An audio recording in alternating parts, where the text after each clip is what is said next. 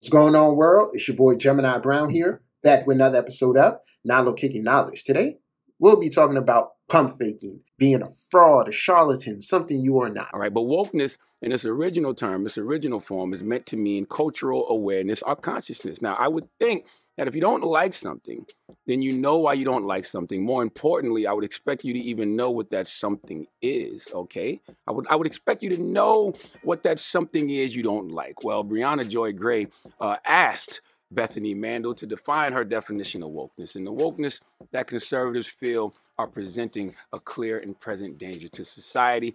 And this is what she said.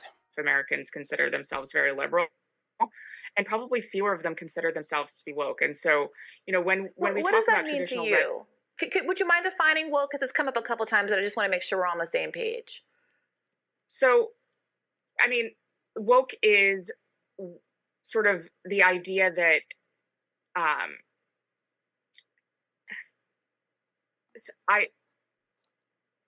this is going to be one of those moments that goes viral. I mean, woke, we need to totally reimagine and redo society in order to create hierarchies of oppression. It's hard to explain. There should be a spiritual law that you can't hate on something if you don't know the definition of the thing you're hating on. So that clip that I just played was a clip from the Breakfast Club, and it was talking about an author, someone who wrote a book about why, let's say, wokeness is destroying certain things in America, the wokeness movement. And this is a derivative of like the energy they try to place on the Black Lives Matter movement. Although humans will be humans and it evolved into certain things, in its inception, it said what it said. But then others took it how they took it, right? So here we have this woman who wrote an entire book about a subject, but could not adequately define it for herself. This is not good. However, with Neptune in Pisces, this is the reality of the influence we've been living under. Fake news, fake messiahs or false prophets. The internet, technology allows you to play this trick. My message to you here, people, is if you're a lover of this science and someone asked you, what's the definition of astrology? Could you answer? Someone asked you to define the zodiac. Could you do so as well? What is the difference between astrology and the zodiac? Now, these are anybody who's been a student of mine. If you're watching, please comment. Let people, know how you felt about learning certain facets of astrology, particularly like this, if it helped you or whatever. But, I'm big on this. I'm an actual school teacher. So I understand things about learning, concentration. And one thing that I'm a big stickler on, or I was with the kids, is particularly after a certain age, a definition of something in their own words. Doesn't have to be perfect. It just needs to be your own words. So we're all saying the same thing. Like, what is astrology? Astrology for me is the study, hence the ology, is the study of the cycle of the planets and their influence on human interaction and events. That's how I define it for myself. Someone else can define it the same way in their own way. There will be certain words that they should use that helps define or bring it together. But you get the most out of something when it's your words versus you learning it and copying it into your head in that way. If that works for you, that works. But I've always kind of felt like it should be unique to you because it's how your subconscious mind works and how it's going to identify the said thing. Okay? So I'm pretty sure there's somebody out there right now who's learning for the first time that astrology and the zodiac are not the same thing. If you didn't know that, study more. I have a program called Astrology Essentials. This whole topic reminded me to bring back this program. I'm going to be making it available on my website. It is about an hour and a half of information on, like, not just the basics, but the way my mind works, the basic fundamentals that people may not pay attention to in regularly learning astrology. So what influence does this have on us going forward? Well, with the rise of artificial intelligence and social media, I feel like we're going to eventually experience an oversaturation of artificial content. And this is just the facts of it. Aquarius is going to be the dominant energy. The polarity point is that individuality is either going to be limited or become of more value. And this is really where it lies at. It's within your relationship with the technology. You can use it as a tool to enhance your own personal creativity, or you can be lazy and let it do all the work.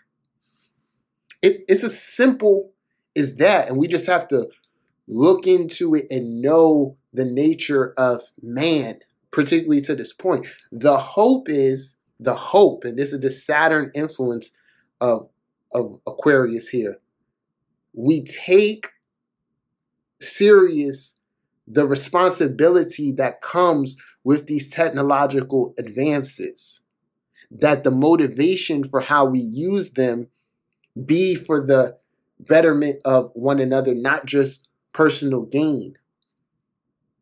So in the next vein, with Saturn here in Pisces, I feel there's a layer of those who have been able to fake it until you make it, which is something that's really been a part of Pluto and Capricorn. The cracks in the foundation are going to start to come through here. Those people can be exposed in different places, particularly if you're portraying or trying to be a leader of some sort, or you're portraying the role of a master. Anyone who writes a book is supposed to be a master on the subject. It's a process. The way my mind works, I wish I knew every page of my book, Astrology of the Matrix. If you haven't got it, feel free to go get yourself a copy at GeminiBrown.com, Lulu.com for those of you international.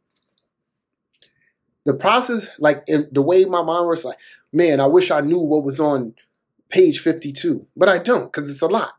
But the journey in which I went on in writing it, and the fact that it's in my own words, allows certain pieces of the information or what I learned to be embedded within myself and my mind. So it's not about, as you seen in that clip, that woman didn't know how the hell to define it. She couldn't string together 2 words. But when you've written a book on something, you're supposed to say the subject in which I've written about is about this. Boom, boom, boom. Because it's something flowing from your soul at this point. The reality is that there are just people out there who are in way over their heads with particular things. And another great example of this is for the people out there who follow sidereal astrology and study other forms of astrology. Me being me, I love it. And I also study other systems of astrology and am well aware of the sidereal zodiac. However, I know for myself internally why I choose to teach tropical astrology and work with its methods. In a simple sense, it's all perception. And I often say this, if I were living in Europe, who's to say I would be following tropical astrology? Or if I lived in South America or New Zealand. So I say that to those people. Know for yourself why you studying something and what it means, not because, and this is the truth. The truth is that for most people, and these are the people willing to argue about this, I'm a Capricorn in tropical and a sidereal in a Sagittarius and sidereal. I'm definitely a Sagittarius. That's so trivial. And I'll never be the one arguing with you folks. I respect your beliefs. And if that speaks to you, and if you're obviously perceiving through this lens of this paradigm, understand at a deeper level what the fixed stars are entailing versus, you know, what we're doing over here with tropical, an observance of the great year, which plays to the great ages. It don't make sense. Which gets to the point, anything can make sense. It just has to make sense for you. And you have to be able to explain it. So once again, don't be out here trying to convert people towards your beliefs. Don't be out here standing behind something you have no idea what you're really standing behind. And these are just the things that come along with being a part of social media. It's like it's unconscious factors. And if anyone's ever real with themselves at times, social media, and if you're being on this feed, it incites the need to kind of want to, I would say, not agitate, but express what you know, or be that devil's advocate. Know what you know for you. Don't try to force your beliefs on anybody. Don't get caught out here looking like an ass. Because that's if you're talking all this shit in one facet and you can't really know what it is in here, ego. All ego. I think I'll end my rants right there. Check out my Patreon. Got some new developments over there. I'll be posting a video there, you know, just talking probably about the precession of the equinoxes for those who are interested and all of that. All right? Well, this is my episode for today, I should rather say. Hope you guys enjoyed. Feel free to comment, chime in. Let me know how you feel, what you think. If you need a reading, holla at me, GeminiBrown.com. Till next time, peace.